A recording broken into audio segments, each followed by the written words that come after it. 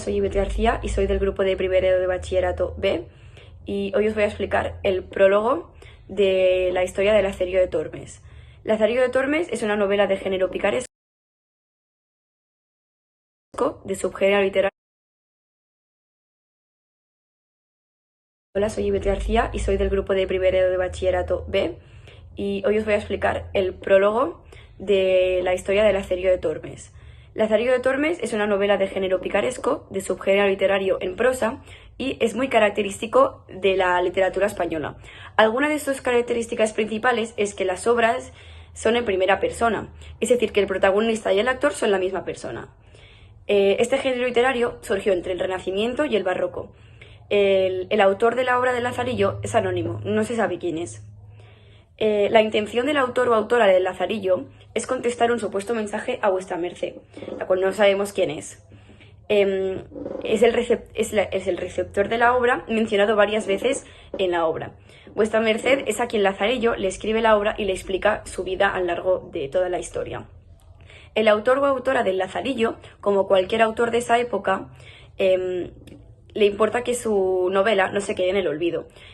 Dice que es de mucha utilidad, como dice en el primer párrafo del prólogo, cuando dice: venga la noticia de muchos y no se entierren en el olvido de la estructura del olvido, refiriéndose a que no quiere que se quede en el olvido porque es importante para todos.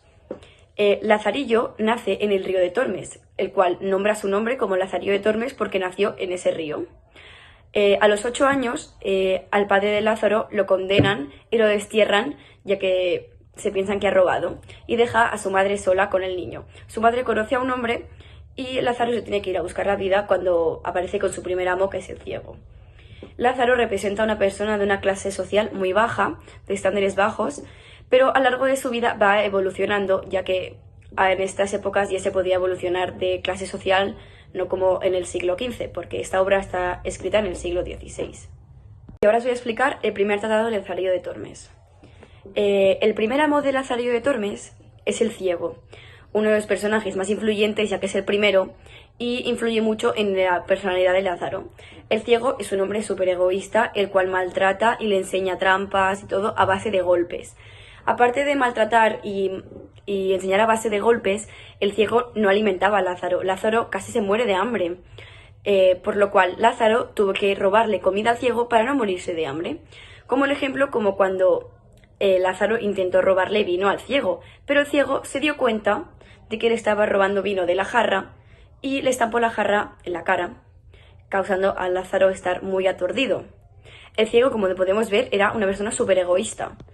Lázaro, al principio de la historia, sí que es verdad que él confiaba en el ciego, porque él afirmaba con su madre tratarlo como su propio hijo, que se lo dijo a su madre cuando lo dejó con él, que la trataría como su propio hijo, súper bien, pero podemos ver cuando pasa la historia que no es así, porque desde el primer momento, cuando se marchan del pueblo, el ciego le dice a Lázaro que se acerque a un toro que es una piedra, y acerca su oído al toro, que podrá oír un ruido dentro, que es totalmente falso. Solo lo hace porque Lázaro se acerque el oído al toro y el ciego pueda darle un golpe contra el toro, para enseñarle la primera lección de no confiar. El Lázaro se queda súper aturdido y deja de confiar, evidentemente, después de esto, en el ciego. Yo considero que el ciego es una persona súper poco ética, como podemos ver en la historia, porque maltrata, enseña golpes, humilla a Lázaro en varias ocasiones.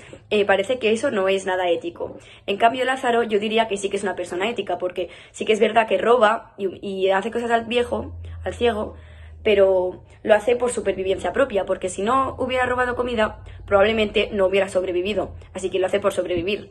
Tiene alguna razón para hacerlo, no lo hace porque sí. El ciego no lo alimentaba y él necesitaba alimentarse. Bueno, la ironía, que se usa mucho en esta obra, ya que es como una burla disimulada, es una figura retórica que expresa o da a entender algo contrario o diferente a lo que se está diciendo, generalmente como una burla disimulada.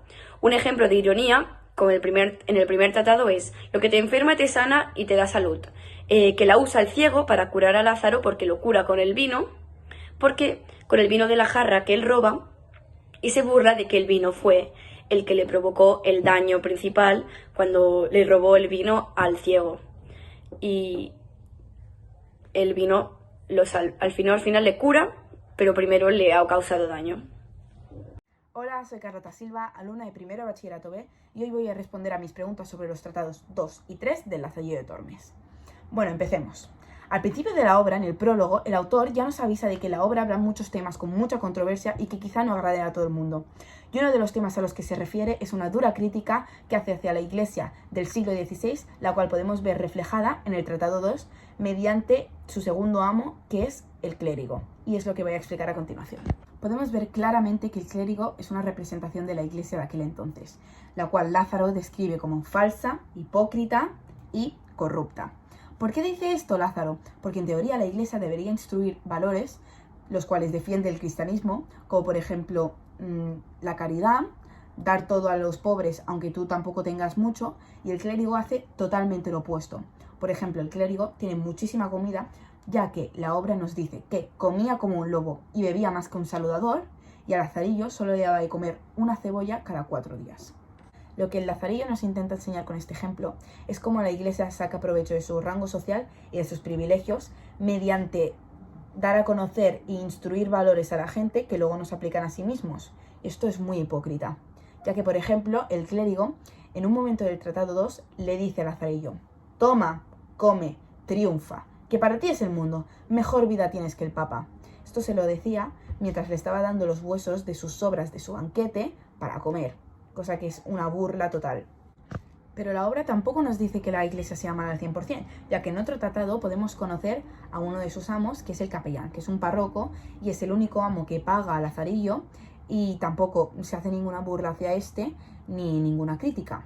Así que nos dice que la Iglesia tiene sus puntos buenos y sus puntos malos. Esto yo lo describiría con el típico refrán de ni el bueno es tan bueno ni el malo es tan malo. Por razones obvias, la obra fue totalmente prohibida y censurada por la Inquisición en 1573.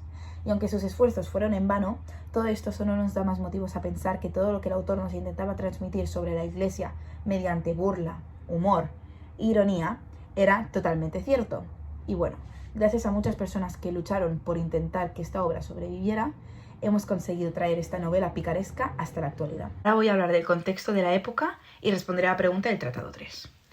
El Lazarillo de Tormes se desarrolla en el siglo XVI, donde la baja nobleza disfrutaba de su condición privilegiada estamental, o sea, de pertenecer a la nobleza, pero no tenían por qué tener rentas, en otras palabras, bienes materiales, para facilitar y sostener un modo de vida prestigioso para dicho estamento, ya que simplemente por el hecho de pertenecer a tal posición social tenían privilegios fiscales y sociales, como por ejemplo no poder ser condenados a pena de muerte o no poder sufrir torturas. Esto se resume con que realmente era mucho más importante tu apellido que tu patrimonio. Y todo esto sumado a que la baja nobleza sufrió un desplazamiento del centro de la sociedad a los márgenes, nos da algunas pistas sobre la representación del escudero en la obra del Lazarillo. En el caso del escudero, por ejemplo llevaba un palillo en la boca para simular o aparentar que ya había comido cuando realmente no era así. Esto nos demuestra que las apariencias engañan y la importancia que tenía para la España del siglo XVI pertenecer a dicha clase social. Este personaje también es una crítica hacia la nobleza, pues esto se puede ver durante toda la obra, ya que aunque la sociedad estamental estaba en desaparición, ya que la burguesía ya se había empezado a rebelar y a reclamar sus derechos sociales y políticos, la baja nobleza seguía estancada en una sociedad que el mundo ya estaba dejando atrás. Y aunque tampoco tenían ni siquiera el dinero como para llevar ese estilo de vida, seguían estancados y se negaban a avanzar tal y como estaba haciendo el país.